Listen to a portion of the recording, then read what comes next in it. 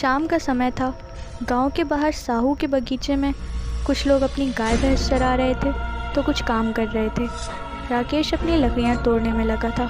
साहू का बगीचा करीब 8-9 एकड़ में फैला हुआ था, जिसमें आम के बहुत से पेड़ थे और बाकी भी बहुत अलग अलग किस्म के पेड़ थे। साहू के बगीचे में एक किनारे छोटा सा कुआं बहता था। राकेश को खेत की देख रेख करने के लिए रखा गया था। राकेश से पहले उसके पिता इस खेत की देख रेख करते थे। साहू कभी अपने बगीचे में गांव वालों को आने से मना नहीं करते थे। उस बगीचे में घने घने पेड़ थे। लकड़ी तोड़ते तोड़ते एक दिन अचानक राकेश की नज़र कुएं की तरफ गई। उसने देखा एक छोटा सा बच्चा कुएं पे चढ़ने की कोशिश कर रहा है। लकड़ियां छोड़कर चिल्लाते हुए दौड़ते हुए राकेश कुएं के पास पहुंचा। उसको चिल्लाते देख सब लोग उसके पीछे भागे। अरे ये क्या! कुएं के पास जाने पर उसे कोई बच्चा दिखाई नहीं दिया, ना कुएं में कुछ गिरने की आवाज़ आई। राकेश एकदम पसीने पसीने हो गया। उसकी बातें सुनकर गांव वालों ने कहा उसको भ्रम हुआ होगा। लोग फिर अपने काम में लग गए। राकेश भी दोबारा से लकड़ी काटने में लग गया, लेकिन उसका दिमाग और नज़र बार बार उस कुएं के पास जा रही थी। वहीं पास बैठकर काका बराबर राकेश को देख रहे थे। उन्होंने राकेश के पास जाकर कहा, तूने इस बच्चे को पहली बार देखा है? राकेश काका की बात नहीं समझा और बस उन्हें सवाल भरी नज़रों से देखने लगा। फिर काका ने कहा, भूत प्रेत में विश्वास करते हो?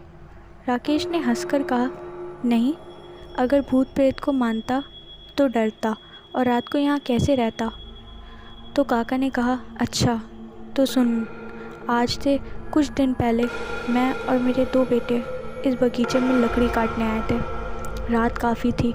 मैं तुम पर नज़र रखे था कि कहीं तुम जग ना जाओ। मेरे बेटे लकड़ी काट रहे थे, तभी मुझे कुएं के पास एक बच्चा दिखा। मैं हैरान था कि इतनी रात को इतना छोटा बच्चा यहाँ कैसे। मैं उसके पास गया तो वो बहुत ज़ोर ज़ोर से हंसने लगा। फिर अगले ही पल वो कुएं में कूद गया। मैंने जल्दी से अपने बेटों को बुलाया और यहाँ से भाग गया। राकेश ये बात चुपचाप सुनता रहा और काका से कहा, रात हो गई है, चलिए खाना मेरे घर पर खा लीजिए। काका ने हाँ कहा और दोनों राकेश के घर आए। तभी राकेश ने कहा, काका, ये वाली बात मुझे साहू ने बताई थी। एक बार एक पति पत्नी अपने बच्चे के साथ इस गांव के बाहर जा रहे थे। दोनों कुछ देर साहू के बगीचे में रुक जाते हैं। पत्नी कुएं से पानी पीने के लिए कुएं के पास जाती है और पानी निकालने लगती है। साहू कहते हैं कि वो पीछे हो जाए, पानी साहू दे रहे हैं, लेकिन वो नहीं मानती। जैसे ही वो कुएं की तरफ झुकती है, बच्चा पानी में गिर जाता है। साहू भी कुएं में बच्चे को बचाने के लिए कूदते हैं, पर तब तक बच्चा मर चुका होता है। कुछ दिन बाद उस औरत की भी रहस्यमय तरीके से मौत हो जाती है। लोगों का कहना था कि उस औरत ने जानबूझकर बच्चे को गिराया था, क्योंकि वो उसका बच्चा नहीं था और वो उसे अपने साथ नहीं ले जाना चाहती थी।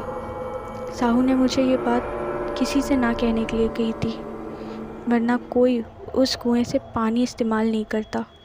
लेकिन आज उस बच्चे को देखकर मैं समझ गया कि उसकी आत्मा को मुक्ति नहीं मिली और आज भी उस कुएं के पास उसकी आत्मा भटकती है। हमारी आज की स्टोरी अगर आपको पसंद आई हो, वीडियो को लाइक, कमेंट और चैनल को सब्सक्राइब करना मत भूलिएगा। Thank you.